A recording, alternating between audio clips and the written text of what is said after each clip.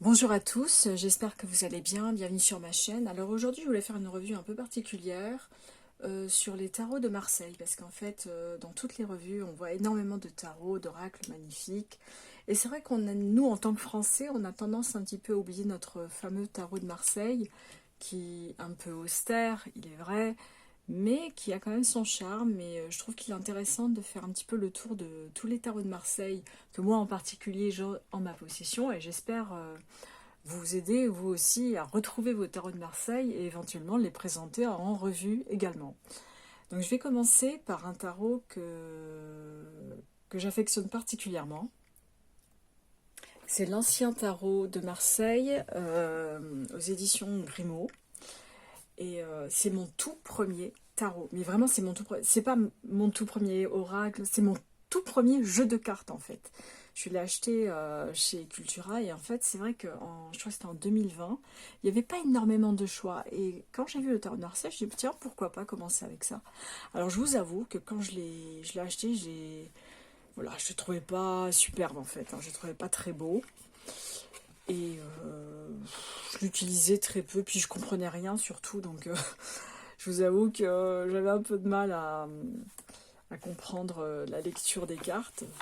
Enfin, du moins pour les mineurs, parce que pour les majeurs encore, bon, il y a un petit peu d'intuition qui entre en jeu, mais c'est vrai que c'est un tarot difficile à appréhender.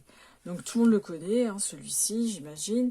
Donc c'est vraiment un tarot très sympa, finalement, parce que bon, il représente vraiment la culture française en fait, hein, et moi je suis contente quand même de l'avoir ce tarot-là. Et les cartes sont vraiment de très bonne qualité, elles sont très bien regardées, et je vous assure, je les utilise assez régulièrement, elles ne sont pas abîmées du tout, elles sont toujours aussi belles. Et finalement, je m'y suis attachée. Je le trouve vraiment très beau, très, enfin, pas coloré, mais c'est vrai que ces couleurs-là restent les couleurs traditionnelles du tarot, et ben, moi je l'aime bien en fait. Donc c'est vrai que lorsqu'on regarde les mineurs, c'est un petit peu tristouné parce qu'on se dit oui, on les coupe. Ouais, et puis bon, qu'est-ce que ça veut dire? Puis c'est quoi cette bande rouge en bas? Enfin, je peux comprendre que c'est vrai que c'est assez rédhibitoire. On se dit, mais je comprends rien. Et puis, ouais, l'épée comme ça, et alors, ouais, triomphe, oui, et qu'est-ce que je dois comprendre? C'est vrai que c'est pas évident, mais bon, lorsqu'on l'étudie, on comprend davantage l'utilité des couleurs, des représentations, et aussi l'histoire qu'il y a derrière le tarot de Marseille, parce que moi je vais faire un petit cours. Je crois que c'était au XVe siècle, en Italie ils avaient inventé i tarocchi, ce qui veut dire les tarots, et ils n'utilisaient que les mineurs, parce qu'il n'y avait que les mineurs d'ailleurs. Il a fallu attendre un siècle pour voir apparaître les majeurs. Et en fait, c'était un outil de méditation en fait. Et on l'utilisait plus pour aider à la réflexion. C'était un outil un peu plus philosophique en fait, le tarot. C'était pas vraiment un outil de divination. Mais c'est vrai que voilà, c'est quand même notre tarot. Moi, je pense qu'en tant que Français, on devrait peut-être les mettre un peu plus en avant. Bien que les Rider-Waite sont très sympas. Mais je crois qu'on devrait revenir un petit peu à ce genre de tarot que moi, vraiment, j'aime beaucoup. Et je pense qu'on devrait y revenir. Donc, je vais vous montrer d'autres tarots de Marseille. Alors, le suivant, c'est celui de Bruno de Nice. Alors au départ, je le trouvais un petit peu, comment dire, un petit peu excessif au niveau des couleurs, mais sincèrement, je le trouve sympa. Il est très beau. Alors je l'ai jamais utilisé, je vous dis honnêtement, je l'avais acheté, mais je l'ai pas utilisé.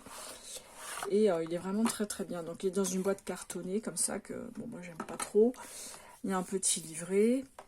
Bon, on va pas parler du livret, on va plutôt parler des cartes. Après, les cartes à la 7e édition, elles sont quand même de meilleure qualité, un peu plus épaisses. Le dos se présente comme ça. Et après, je trouve que les illustrations sont vraiment très sympathiques. Elles ont un côté un petit peu enfantin, que moi j'aime bien. Puis il est plus chaleureux, ce tarot de Marseille. Vous voyez, je l'ai jamais utilisé, c'est encore dans l'ordre. Après, pour les mineurs, voilà, il y a une couleur par catégorie. Donc pour les bâtons, c'est le vert. Les coupes, c'est le bleu. pense que ça représente l'eau. Voilà. Les épées, c'est rouge, le feu. Et voilà, les deniers. Je vais vite, hein, c'est pas vraiment une revue, comment dire, dédiée à un tarot. Hein. Je vous montre vraiment le type d'illustration que nous avons par Tarot de Marseille. Donc celui-ci, c'est celui de Bruno de Nice. Moi, je le trouve sympa. Et je pense que je vais l'utiliser. C'est bien aussi d'y revenir parce que finalement, on redécouvre un petit peu ces jeux. Je vais mettre ça là. Je vais vous montrer. Bah, tout le monde le connaît, celui-là, c'est celui de Jodorowsky, qui l'a revisité. Boîte en carton aussi. Très sympa aussi, parce qu'il a revisité, disons, les couleurs. Alors apparemment, il a apporté quelques éléments complémentaires sur les illustrations, plus de rainures, plus de... Puis la colorimétrie est un peu plus variée, on va dire. Il y a le bleu ciel qui entre en jeu, le orange, enfin... Et c'est vrai qu'il est très joli aussi. Moi, je le trouve très bien, celui de Jodorowsky.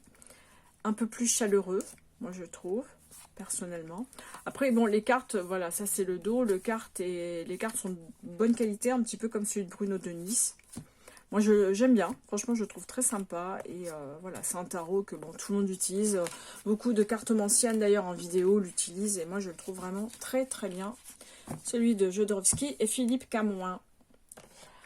Ensuite, j'ai un tarot rigolo, c'est celui de Polka, c'est le tarot de Marseille de Polka, qui est très sympa. Je l'avais déjà montré, je crois, une vidéo challenge.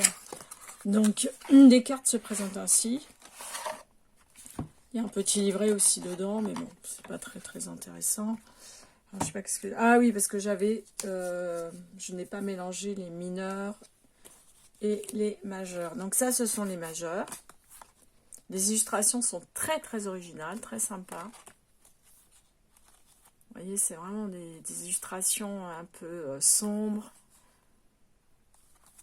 C'est un peu dérangeantes, mais moi j'aime bien, je le trouve un peu drôle. Et par contre, voilà, les mineurs, pareil, elles sont catégorisées par couleur. Donc les coupes, c'est du, on va dire, un peu bordeaux ou lit de vin. Rouge pour les bâtons, bleu pour les deniers. Vous voyez, puis voilà, c'est les personnages de cour. Voilà, des illustrations un peu dark, un peu agressives. C'est vrai qu'il peut déranger un peu là avec des viscères accrochés au bâton. Enfin, voilà, c'est vraiment un tarot de Marseille un peu particulier, mais moi je l'aime bien et puis je le trouve assez drôle. Voilà, ça. C'est le tarot de Marseille de Polka.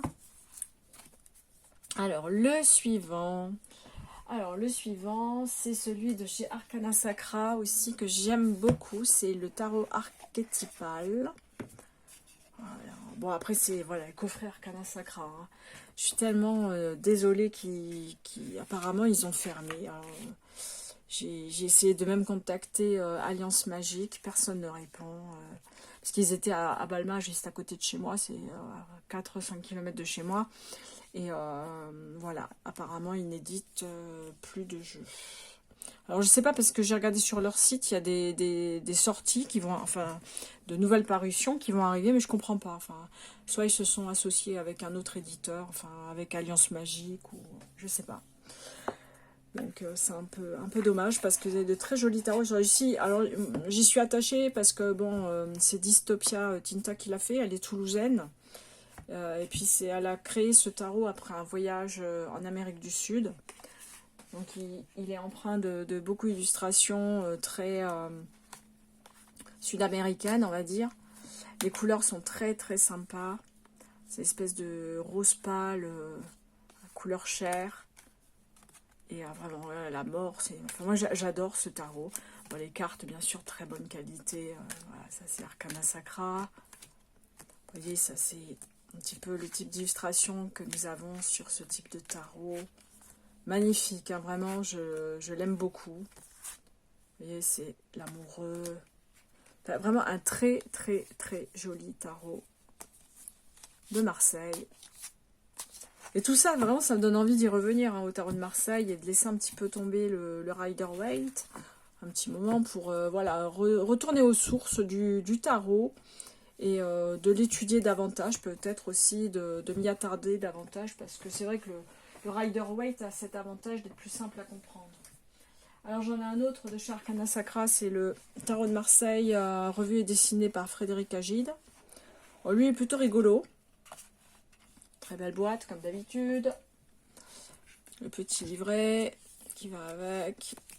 Et les cartes sont très très rigolotes. Donc elles sont un peu plus sobres au niveau des illustrations, il y a moins de couleurs. Mais c'est vrai qu'il est plutôt drôle, il fait un petit peu cartoon, moi j'aime bien. C'est très très joli tarot, avec des visages très drôles, très enfantins. Moi j'aime bien. Il est moins douloureux, on va dire. J'aime beaucoup ce tarot. Très très joli tarot. Alors j'essaie de vous montrer, parce que là ce sont les personnages de cours. J'ai l'impression que je ne l'ai pas trop mélangé en fait. Et là nous avons donc les arcanes mineures qui sont toutes sur fond blanc évidemment. Voilà. Bon après il est vraiment très joli. C'est du... Alors il y a du fuchsia, du bleu turquoise et du jaune. Et moi je trouve que c'est vraiment c'est un très très beau tarot de Marseille. Et bon, très bonne qualité aussi. Et puis voilà, le dos est très joli. On peut faire à l'endroit, à l'envers. Très très joli tarot.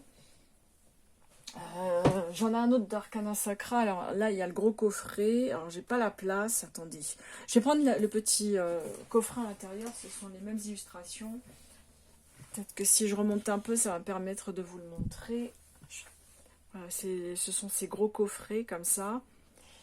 Il est vraiment très très sympa. Je vais vous le montrer de suite. C'est, vous savez, avec les gros bouquins à l'intérieur. Les gros bouquins avec les illustrations, beaucoup de descriptions magnifiques de chez Arcana Sacra. Mais bon, l'important, ce sont les cartes. Alors, je sors les cartes du coffret. J'aurais dû le faire avant. Je suis pas très maline. Voilà, ça c'est la petite boîte qui est à l'intérieur du coffret, qui a exactement la même représentation que sur la boîte. Et là, nous avons des illustrations mais magnifiques. Alors celui-ci, je sais plus, de Gulliver, bah voilà, c'est celle qui avait fait l'oracle de la déesse sombre. Elle fait vraiment de très belles illustrations. D'ailleurs, elle fait plus rien, c'est un petit peu dommage, parce que moi j'aimais vraiment beaucoup son travail. Voilà le dos. Et regardez-moi ce tarot. Magnifique. Très drôle, très... pareil, hein, c'est toujours un... Parce qu'en fait, il est tellement austère, ce tarot. Je pense qu'ils ont... Ces artistes ont dit, allez, on va essayer de le revisiter, mais en y mettant un petit peu d'humour et un petit peu de côté enfantin, qui certainement va être plus doux pour la lecture. Et c'est vrai que moi, j'aime beaucoup ce tarot aussi. Puis regardez les coupes, c'est trop mignon. Moi, j'aime bien, c'est trop chou.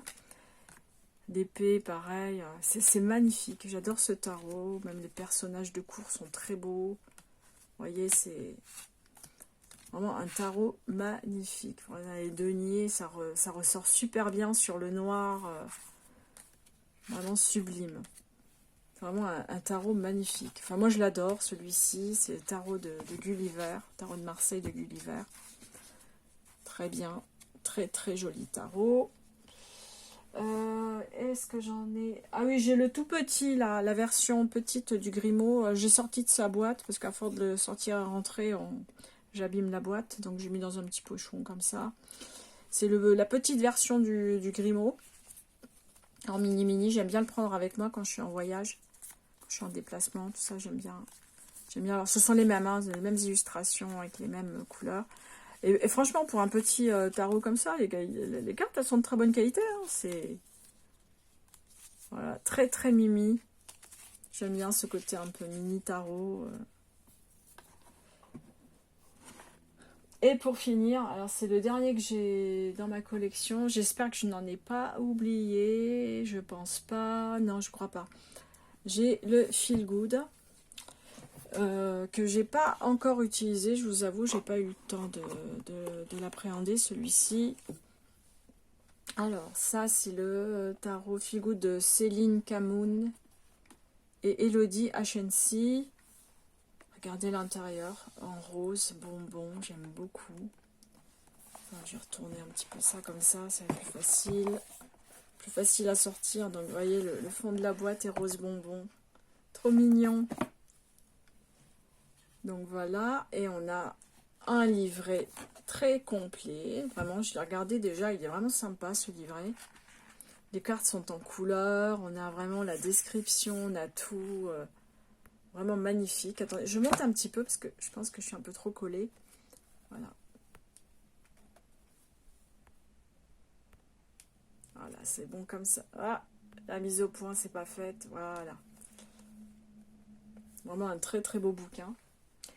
Et voilà, il se présente comme ça. Il est très drôle aussi. Avec des cartes de très bonne qualité, très épaisses. Un peu grande à mon goût parce que voilà, elles ont un peu taille oracle. Mais vraiment très très sympa. Très drôle. Vous voyez, je n'ai pas utilisé, hein, c'est dans l'ordre. Vraiment très très joli. Je vous les montre toutes les cartes. Comme ça, vous les découvrez aussi avec moi. Justice, je trouve ça trop rigolo, trop mignon. Ça rappelle l'enfance. Il est vraiment...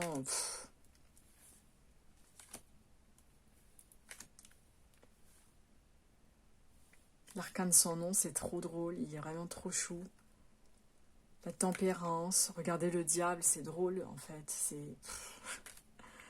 La maison Dieu, l'étoile, la lune,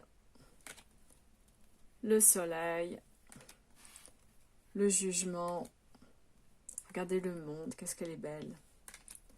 Et le mât, représenté par une femme aussi. Et ensuite, on a donc les personnages de cours. Alors, je sais pas si c'est... Ouais, non, c'est par catégorie. Voilà. Ça, c'est catégorie bâton. Alors, les bâtons sont comme ça. Ouais, Marseille, hein, on est d'accord. Je vais aller un peu plus vite.